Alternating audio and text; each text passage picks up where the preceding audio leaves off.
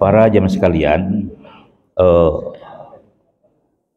pembicaraan kita pada malam hari ini adalah tentang mereka orang-orang yang menyesal di hari kiamat. Orang-orang yang menyesal di hari kiamat. Nah, orang-orang yang menyesal pada hari kiamat itu adalah mereka ketika pulang kepada Allah tidak memiliki bekal yang cukup, maka mereka menyesal.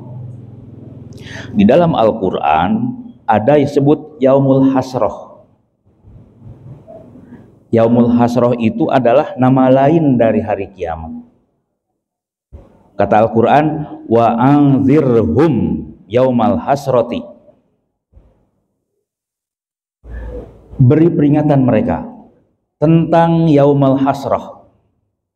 Id qudiyal amru wa hum fi ghaflatin wa hum la yu'minun.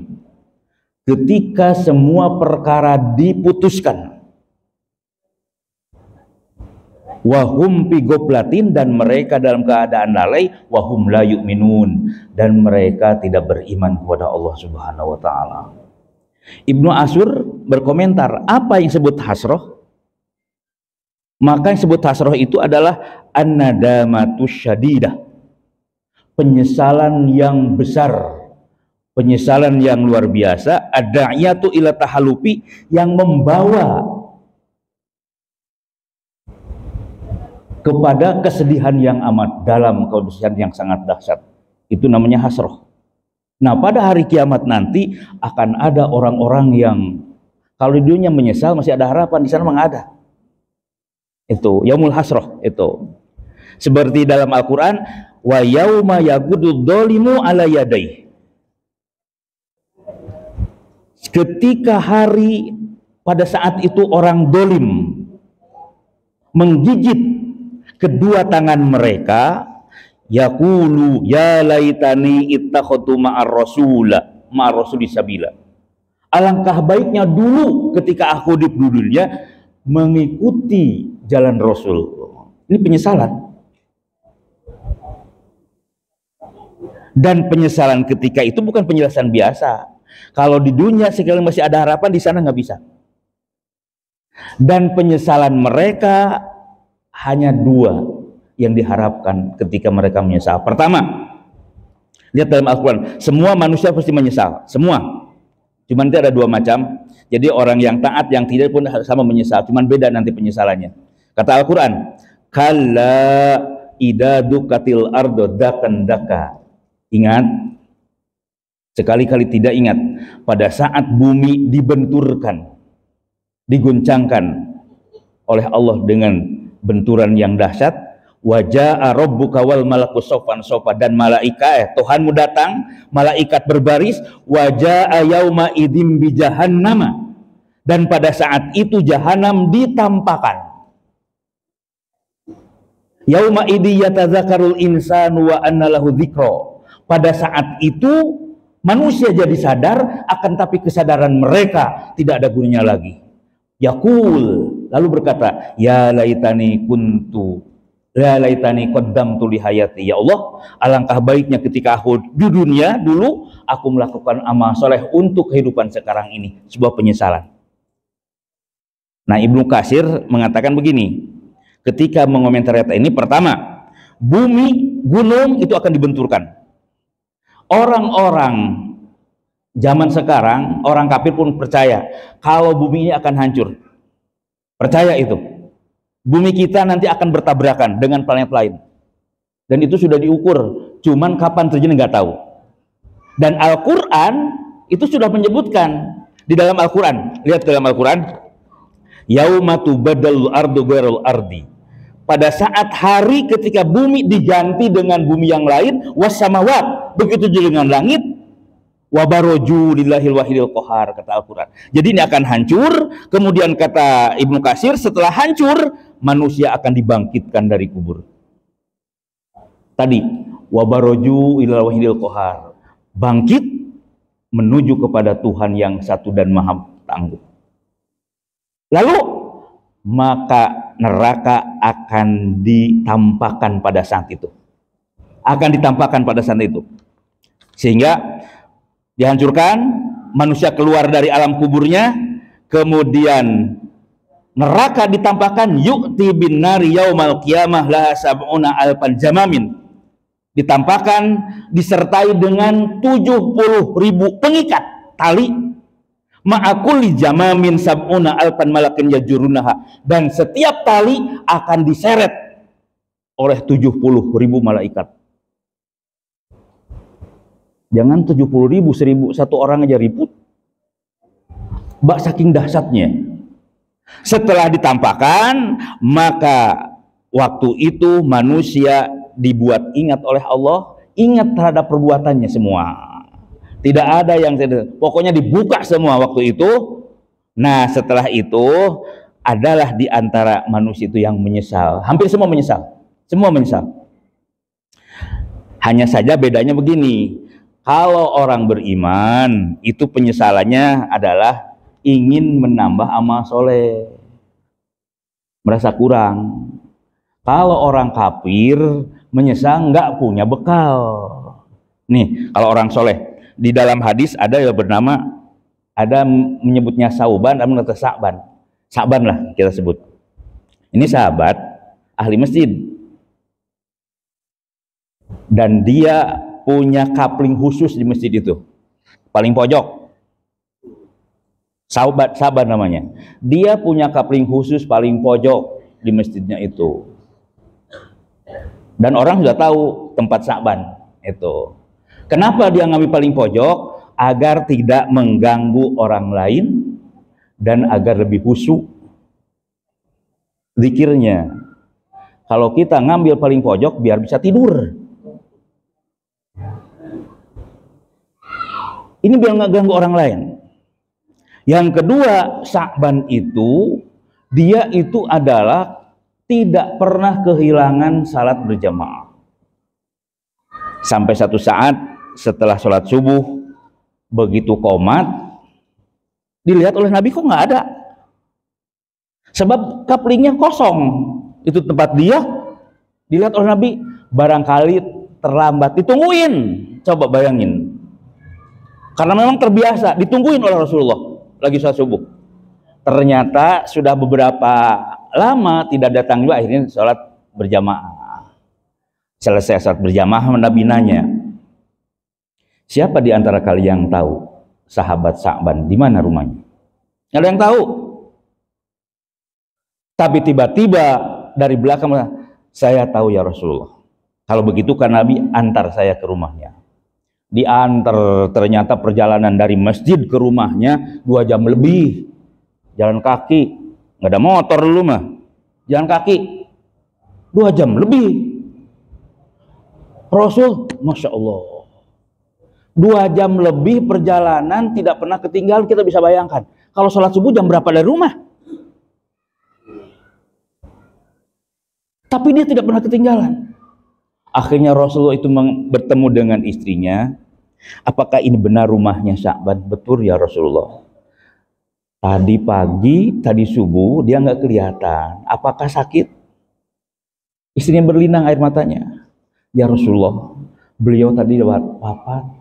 Udah meninggal dia. Jadi datang ke sana sudah wafat dia. Kemudian kata Nabi, apa yang terjadi dengan suamimu?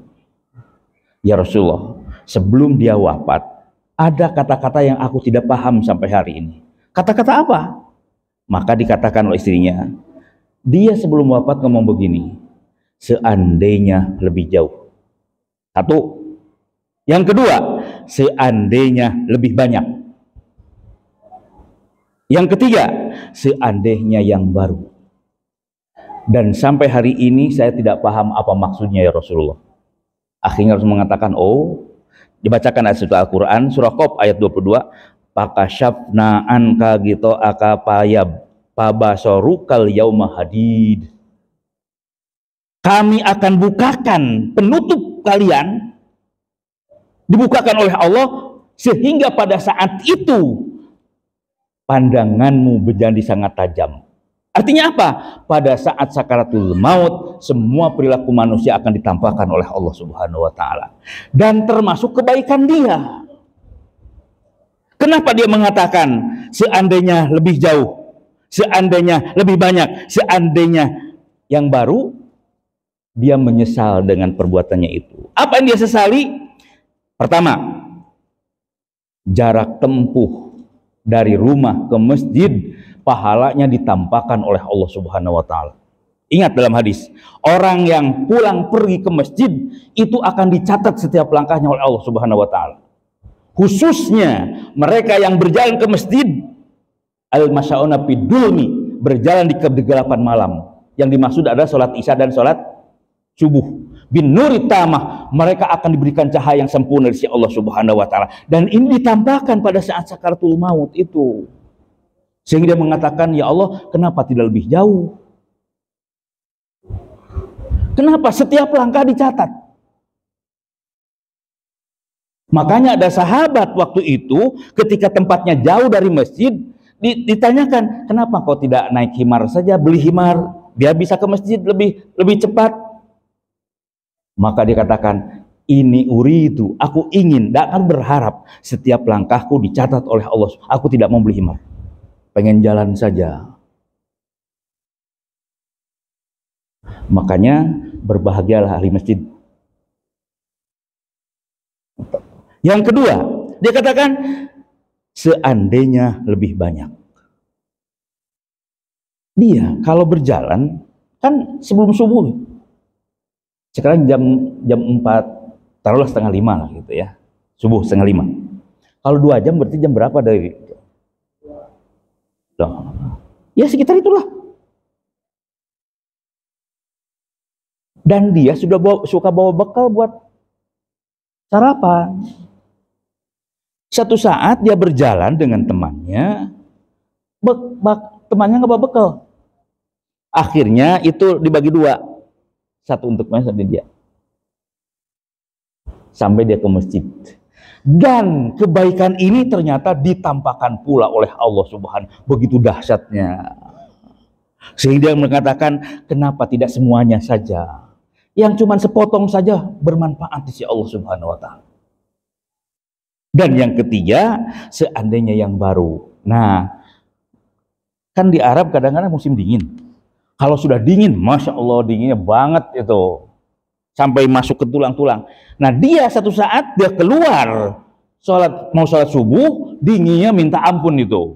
Akhirnya dia masuk lagi ke rumah, memakai baju 2. Yang satu di dalam untuk sholat, pakaian yang bagus. Yang di luar adalah pakaian yang jelek.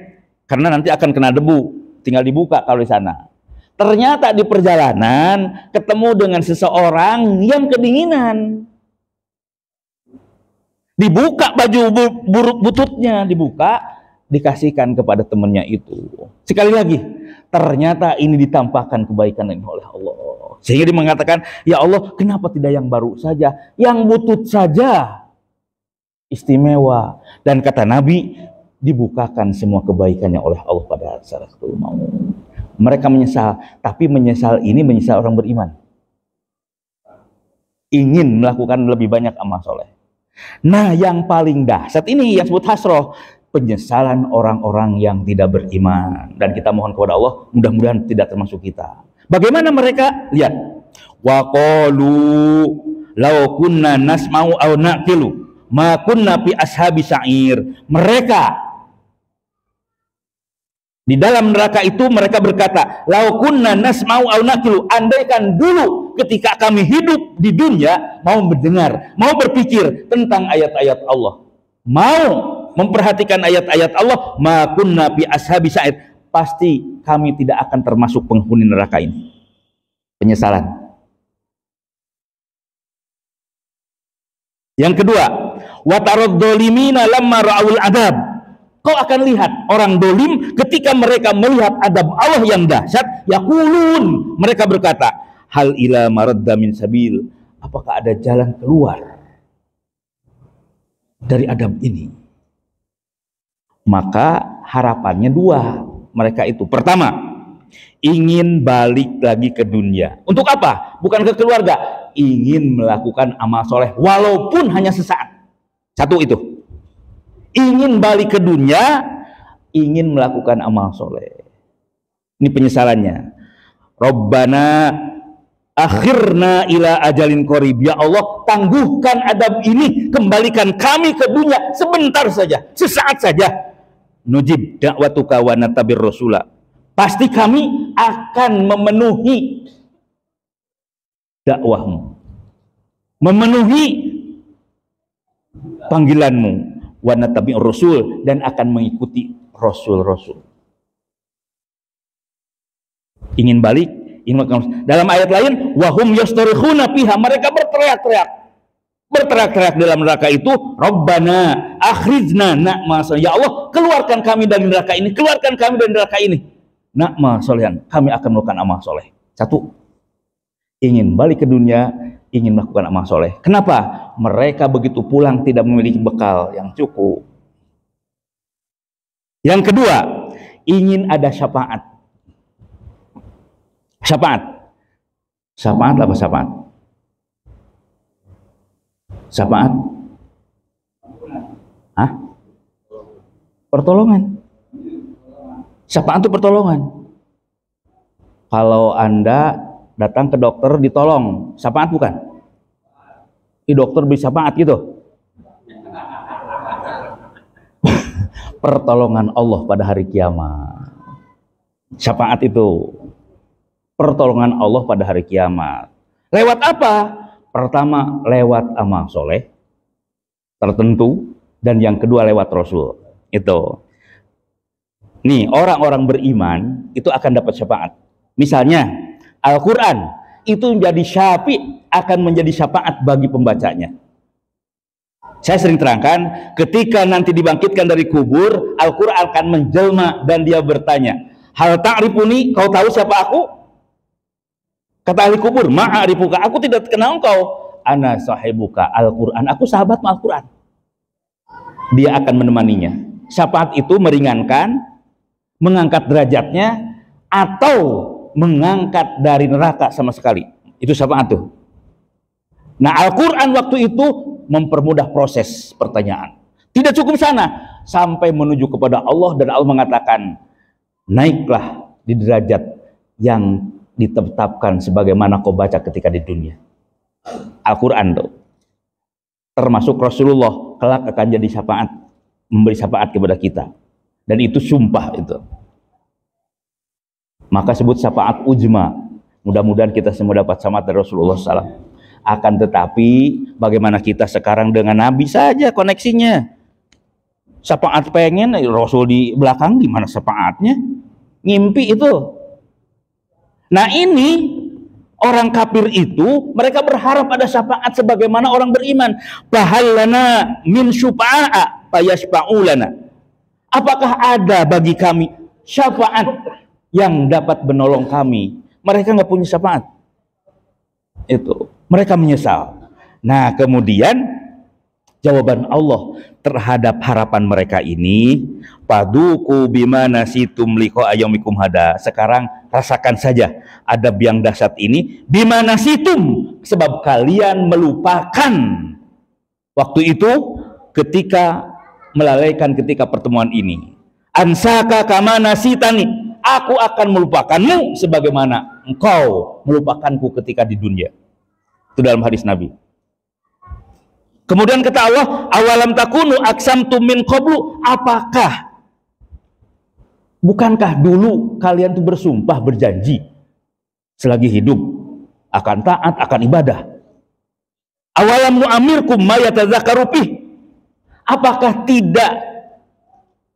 kami tidak memberikan cukup umur yang panjang, kesempatan hidup bagi kalian untuk berpikir, atau tidak ada yang datang peringatan kepada engkau? Paduku pamalidh dhalina min nasir. Rasakan sekarang adab yang dahsyat bagi orang dolim, tidak ada penolongnya. Sampai Allah mengatakan, akhsya'u fiha, hina kau di dalamnya, hina kau di dalam neraka, wala tukallimuni, kau jangan bicara dengan aku, kata Allah itu. Makanya kita mohon kepada Allah, mudah-mudahan kita terlindung daripada orang-orang menyesal seperti ini.